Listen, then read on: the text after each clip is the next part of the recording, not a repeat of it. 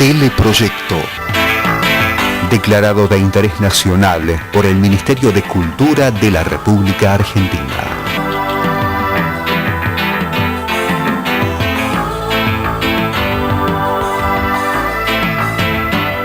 Dirección General, Francisco Fasano.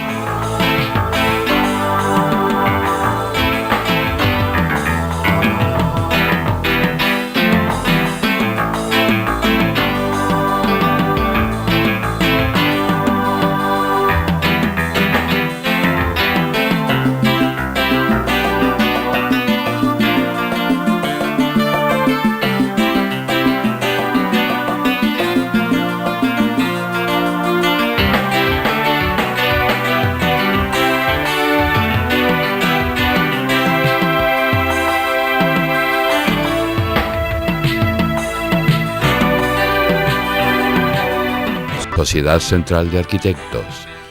130 años por la arquitectura.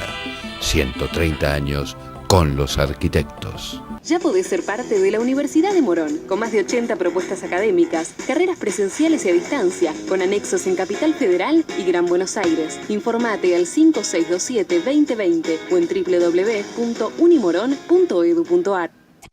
De la materia prima más noble en su estado más puro. Knauf presenta MP75, Rotband y Bauhips, los nuevos revoques inteligentes a base de yeso, con una fórmula desarrollada con tecnología de punta. En aplicación manual o a máquina, de acabado o monocapa, son tan duros como un revoque de cemento, aportan gran maleabilidad y dan a sus obras un excelente acabado liso, blanco y suave. Knauf, inteligencia en yesos.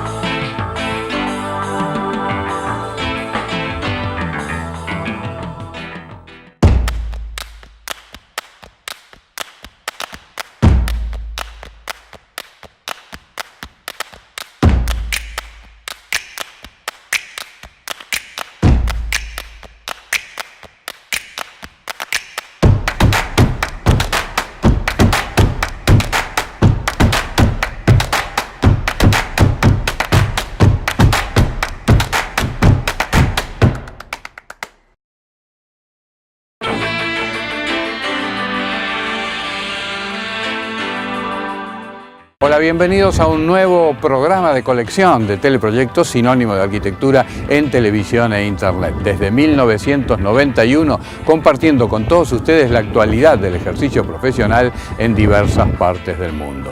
Un mundo por donde circulan arquitectos argentinos llevando su creatividad plasmada en obras que en muchos casos tienen un alto valor simbólico. El arquitecto Julián Bonder es uno de ellos, quien se ha especializado en el diseño de monumentos sobre dramáticos hechos históricos, como el Holocausto o el más recientemente inaugurado Memorial por la abolición de la esclavitud en los muelles de Nantes. Desde hace unos años está asociado al artista polaco Krzysztof Wodzik, quien le aporta un abordaje también monumentalista a sus impactantes formas de comunicación. Lo entrevistamos al profesional argentino en Buenos Aires cuando vino a participar de la Bienal Internacional de Arquitectura, y a partir de este momento ponemos en sus pantallas imágenes y obras con una forma muy particular de presentarlos.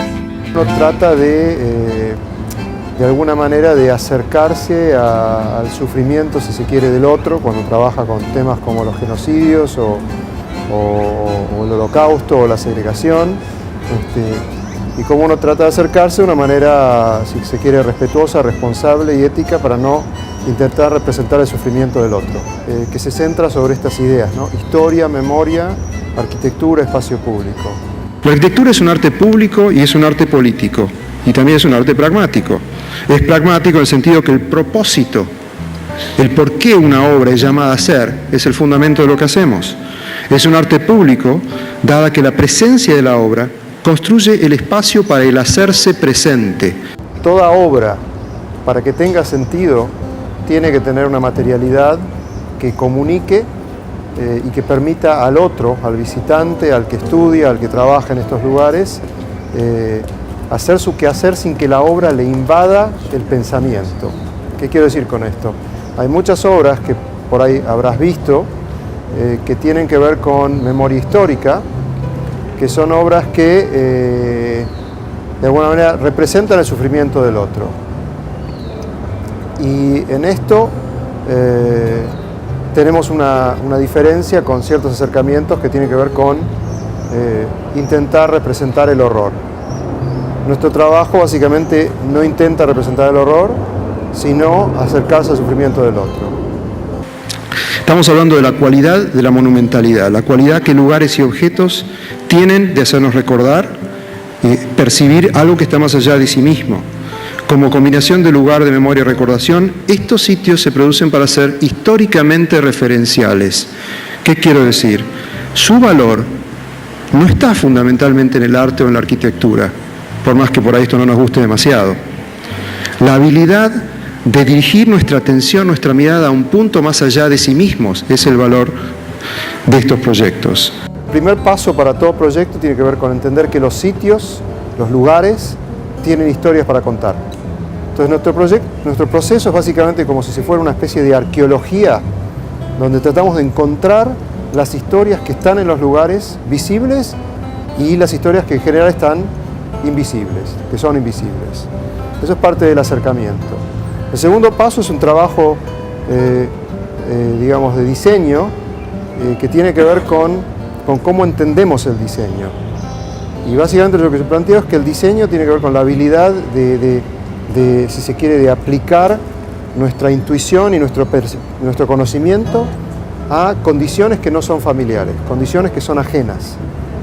El trabajo entonces sobre sitios de memoria presenta preguntas y temas que no son solamente arquitectónicos, sino fundamentalmente éticos, políticos y filosóficos. Entre ellos, la forma en que las historias y la memoria y las memorias, el trauma y los traumas van a ser apropiados, representados y habitados. ¿Podemos pensar en habitar un trauma? ¿Cómo podemos pensar eso? Son las grandes preguntas que yo me hago todos los días cuando trabajo sobre esto. Mostré ejemplos como el Centro de Estudios para el Holocausto y Genocidio en Clark University, que hice ya hace unos años, que ahora estamos haciendo una segunda etapa, digamos, para este proyecto, que es en un distrito histórico en la ciudad de Worcester, en Massachusetts, y básicamente teníamos que transformar una casa victoriana en un centro de estudios, si se quiere, de los crímenes más terribles de la humanidad. Entonces, ¿cómo hacemos para transformar una casa de muñecas, si se quiere, victoriana, en esto? Sin intentar representar el horror. No es a través de forma.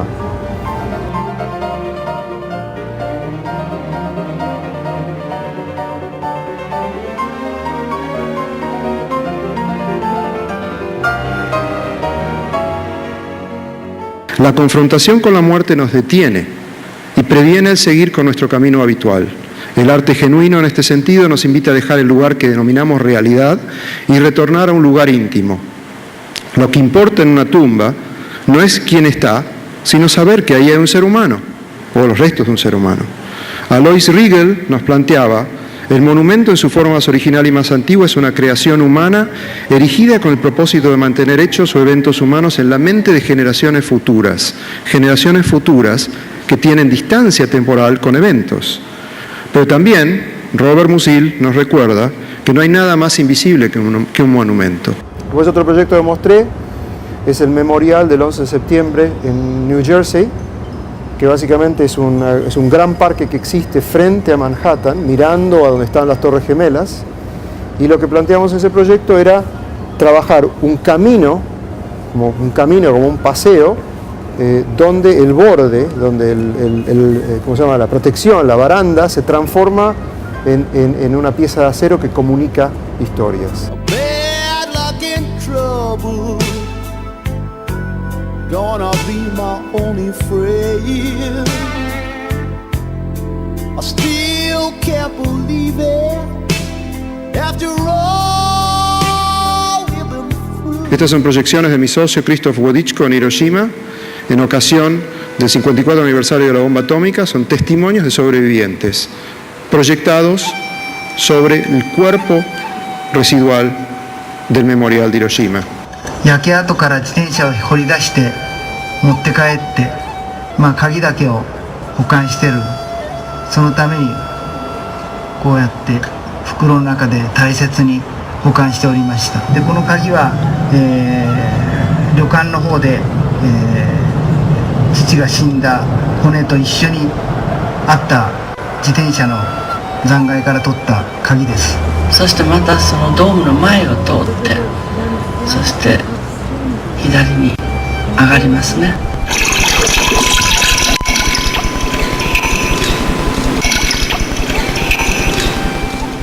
En Denver, en Colorado, ganamos hace un par de años un concurso, un parque de unas 15 hectáreas, parque memorial con museo, centro de estudios y un montón de programas. Lo que tratamos de hacer en ese proyecto es generar espacios que son muy fuertes en relación a este tema de la memoria histórica. Y uno de los espacios que se está ahora por construir para el año que viene es un espacio memorial por el 11 de septiembre, donde estamos llevando 13 piezas de acero del World Trade Center.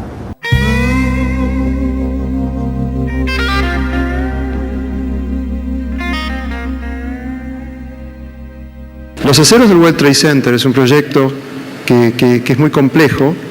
Está enmarcado dentro del parque que es el Parque Babi Yar, que tiene que ver con estos aceros que tienen como una simbología muy fuerte, pero que son materiales históricos, materiales residuales, materiales de construcción.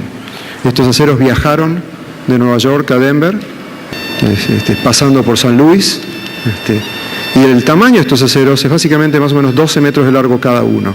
Estamos llevando unas 13 piezas.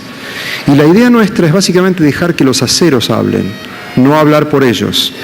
Entonces en el parque, básicamente estos aceros se van a incorporar en un espacio que es simplemente un marco espacial, un corte en la tierra, una especie de transformación para generar simplemente una especie de nuevo hogar para aquello que no tiene hogar, aquello que tiene que ver con destrucción. ¿Cómo podemos acercarnos? Básicamente traemos los aceros y los vamos a ubicar en el parque como nosotros los vimos en Nueva York, en el hangar donde están ahora depositados. Son aceros que básicamente cuentan una historia, no hay que hablar por ellos. Nosotros simplemente los ponemos, así como los vemos en Nueva York. Básicamente lo que quiero decir es que en realidad todos estos proyectos tienen el potencial, primero, de ser muy controversiales, que es interesante. La controversia pública es lo más interesante que pasa con estos proyectos. Tanto como en Francia nos dicen, perdón la expresión, en las cartas de lectores de un diario, voy a ir a hacer a tu memorial. Imagínense lo que es no quiero usar la palabra. Pero lo que quiero decir con esto es que en realidad todos estos espacios tienen grandes problemas. ¿Cómo nos acercamos nuevamente a este tema? Y no creo tener ningún tipo de respuesta más allá del esfuerzo para el pensar y el tratar de no representar el horror y el sufrimiento ajeno. Estos aceros eran la construcción. Los aceros son horizontales hoy, cayeron, no están más verticales. Y la horizontalidad del proyecto es el fundamento de entender que el piso que caminamos, el piso que habitamos, es el material del proyecto. Este es un parque conmemorativo, que es donde van a estar los aceros en Denver, que tiene unas estructuras de carácter simbólico que son exageradas. Donc de regarder les autres, à qui on lit des histoires le soir. La vela es una vela que se digitaliza y que responde a la voz del testimonio de un sobreviviente. Esa es una mujer cuyos padres fueron matados durante el Holocausto y que simplemente decía: ¿qué es lo que significa crecer sin poder decir las palabras mamá o papá? No recuerdo haberlas dicho nunca, o tal vez las dije y no me acuerdo. Piensen ustedes qué significa eso, porque detrás de cada historia de miles de personas hay una historia singular, que es aquel que no pudo decir esas palabras, aquel que no puede decirlas. ¿Cómo podemos pensar estos espacios públicos como memoriales que trabajan? los pensamos como lugares activos, lugares de activación, donde va a venir gente a trabajar el conflicto y la resolución de conflicto, donde va a haber institutos que trabajan estos temas y que generan estos espacios. Esto es en las afueras de Denver, en Colorado. Dans la Légion étrangère, parce que c'est les partis, jamais avoir prononcé qu'il a été démobilisé. Finalement, je dis, Creo estos proyectos como vehículos éticos. Y creo que es importante entender que el monumento, como encarnación de la memoria, entraña una serie de riesgos que no son menores. Primero, la objetivación de la memoria, la estetización del sufrimiento, o peor, su banalización, ser meros paseos turísticos. Pero son riesgos que tenemos que correr con mucho cuidado y con respeto, para que la memoria no quede relegada al foro interno y que sea afirmada dentro del ámbito de lo público. Para que ello suceda, la estética debería ponerse al servicio de la ética. Porque como dijo un gran amigo mío, filósofo argentino, Manuel Mauer, hace un tiempo, quizá la única clave para evitar extravíos es que quien asuma el riesgo de reconstruir esos rostros desfigurados se sepa mensajero de un llamado moribundo pero infinito, que al crear algo le tiemble el pulso, les puedo asegurar que me tiembla, que nunca pierda conciencia de su impostura y de su impudicia.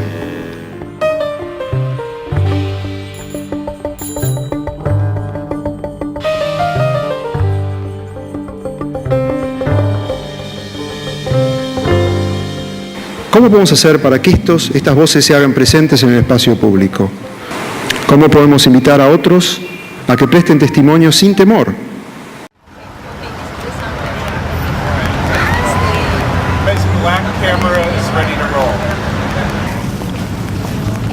Pasó un mes para que yo me enterara de esto, ya que estaba con mi madre en Mazatlán. Regresé a Tijuana, supe tu experiencia y en cierta forma sentí. Y me encajan los cuernos y está ahí como, está lloviendo muy fuerte y yo trato de pedir auxilio, pero nadie me escucha.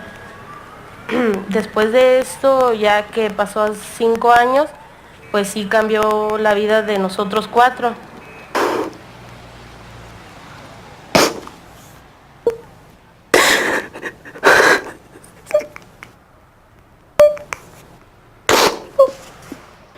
Y vimos a Héctor tirado en el piso todo sangrado. Ve la escala del lugar.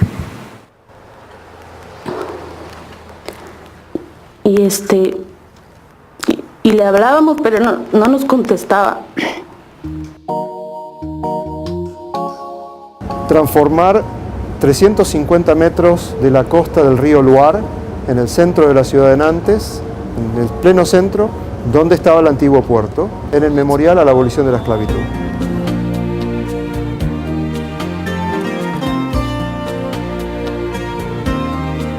Este es un espacio de 95 metros que existe, que se adapta para el memorial, bajo tierra, bajo el malecón portuario del siglo XVIII, XIX y XX en la ciudad de Nantes sobre el río Loire. El único testigo de esta historia, como ustedes bien se pueden imaginar, es el agua. El testigo de la historia de la esclavitud, del tráfico de esclavos, es el agua.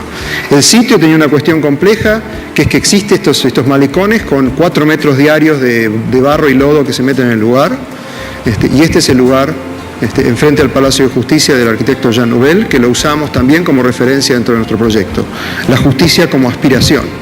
El sitio, más o menos 350 metros de largo, y este es el plano que indica un poco el trabajo paisajístico, el trabajo de generar un espacio a la vera del río con 2 situaciones bastante diferentes, como son la explanada portuaria y el espacio bajo tierra que nunca nadie visitó. Está nuestra primera visita, un año después de haber concebido el proyecto. Después no podíamos entrar, tuvimos que colgarnos sobre el agua. Ahí estamos con arneses. Tiene que ver con ese sitio, es un proyecto urbano. Ahora bien, en ese lugar nosotros descubrimos en documentos históricos que había un espacio enterrado bajo tierra que es el producto del residuo de los puertos que se construyeron en el siglo XVIII, XIX y XX.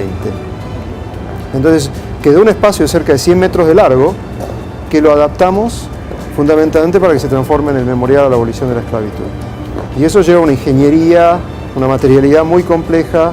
Lo tuvimos que hacer con una especie de gran batea bajo la estructura existente para impedir que el río y las mareas sigan entrando. Hacer visible el muro del malecón del puerto de Nantes del siglo XIX, donde partieron más de 1.800 barcos. Hay una gran placa inclinada a 45 grados de vidrio que emerge a la ciudad. Estamos hablando de cerca de 100 metros de vidrio por 10 metros en diagonal. Que va a tener textos inscriptos, textos sobre la abolición de la esclavitud, no solo francesas. Ustedes tienen que imaginarse en la ciudad 100 metros de vidrio que van a cortar la superficie de la tierra. La idea es que el material frágil como el vidrio, de alguna manera emerge de las entrañas del suelo que cuenta una historia. Y ese suelo tiene que contar una historia del tráfico de esclavos francés. Pero el tráfico de esclavos franceses, básicamente el 50% fue la ciudad de Nantes.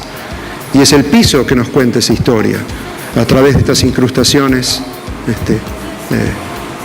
que van conmemorando las expediciones francesas y nos hace pensar, fíjense qué bello este nombre, María Feliz, barco negrero.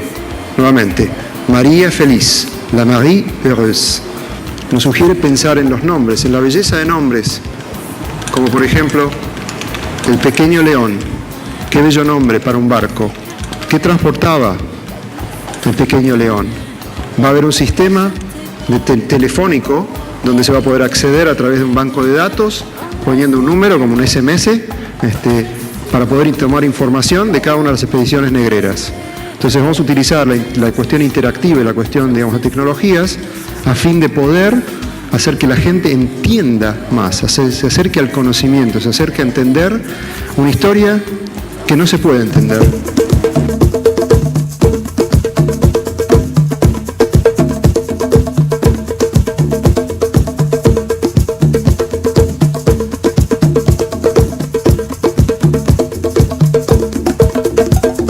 El proyecto básicamente lo que trata de hacer es contar esa historia, pero no es un museo, no es un museo histórico. Trata de ponernos en contexto y en contacto con dos aspectos, la inmersión y la cuestión emocional en relación al tráfico. Ahora bien, ninguna de estas imágenes que ustedes ven acá se van a ver en el proyecto. No hay imágenes, no hay representación del cuerpo encadenado, no hay representación de los latigazos, porque no creemos que se pueda utilizar la imagen de aquel que sufre para mostrar. Creemos que aquel que sufre tiene que ser escuchado. Y ese silencio es lo que nos interesa. Es una evocación metafórica y emocional contra la lucha contra la esclavitud. Y básicamente es una adaptación, si se quiere, simbólica de casi 350 metros de costa sobre el río Loire.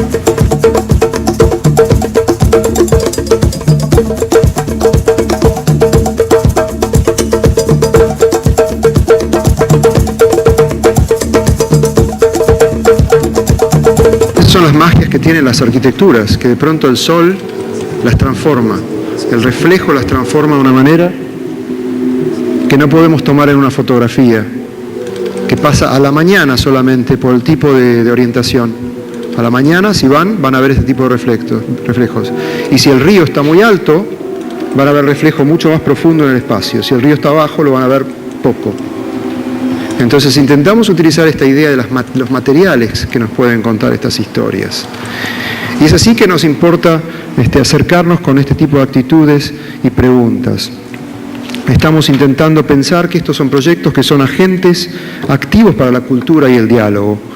Son memoriales que trabajan, son proyectos que intentan reescribir en los mapas cognitivos de las ciudades los nuevos paisajes culturales.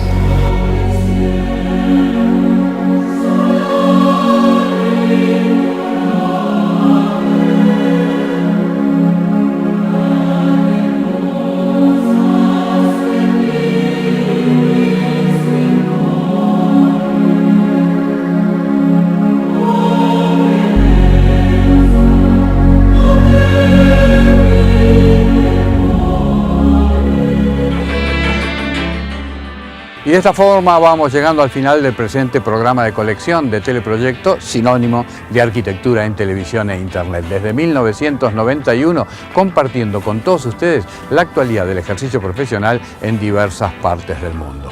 Generar espacios de reflexión sin recurrir a mostrar a las víctimas de esos dramáticos momentos es sin duda un desafío que permite al visitante generar sus propias imágenes y no siendo ya más un simple espectador. El arquitecto Julián Bonder, argentino radicado en los Estados Unidos, nos demostró que esto es posible y que el resultado tiene un alto valor arquitectónico. Un material que podremos sumar a la biblioteca de Teleproyecto y que ustedes podrán bajar desde nuestro sitio web, el nuevo blog, o también en YouTube y Vimeo, a donde tenemos alojados los últimos programas. Bueno, por hoy nada más. Nos despedimos hasta nuestro próximo encuentro, pero antes compartimos con todos ustedes imágenes del Parque de la Memoria. No eran buenas esas épocas, malos eran esos aires.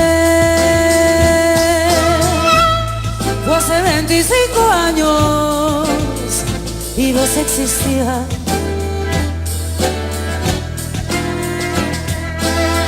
No eran buenas esas épocas, malos eran esos aires. Fue hace 25 años y vos existías sin existir todavía.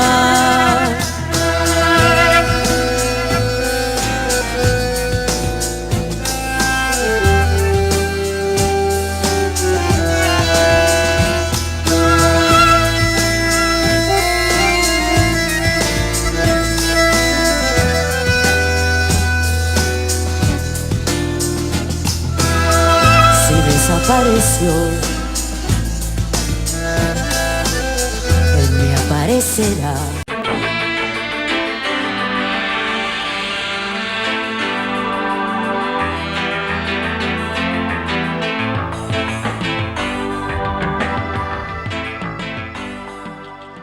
Ya podés ser parte de la Universidad de Morón, con más de 80 propuestas académicas, carreras presenciales y a distancia, con anexos en Capital Federal y Gran Buenos Aires. Informate al 5627-2020 o en www.unimoron.edu.ar.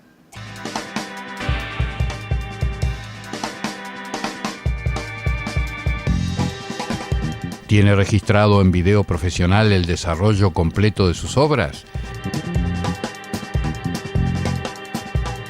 Desde Teleproyecto, la empresa con mayor experiencia en filmar arquitectura y construcciones, ponemos a su disposición nuestro departamento de seguimiento de obras en video.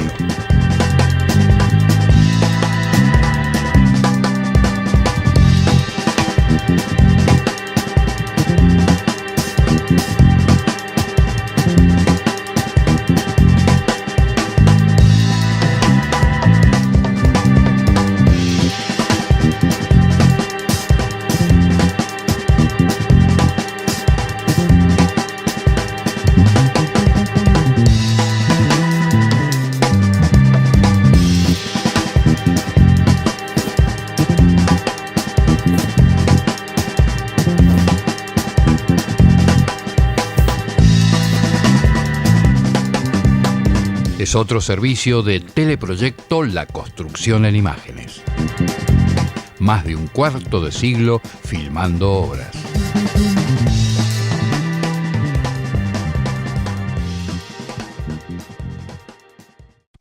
De la materia prima más noble en su estado más puro, Knauf presenta MP75, Rotband y Bauhips. Los nuevos revoques inteligentes a base de yeso, con una fórmula desarrollada con tecnología de punta. En aplicación manual o a máquina, de acabado o monocapa, son tan duros como un revoque de cemento, aportan gran maleabilidad y dan a sus obras un excelente acabado liso, blanco y suave. Knauf, inteligencia en yesos. Sociedad Central de Arquitectos. 130 años por la arquitectura. 130 años con los arquitectos.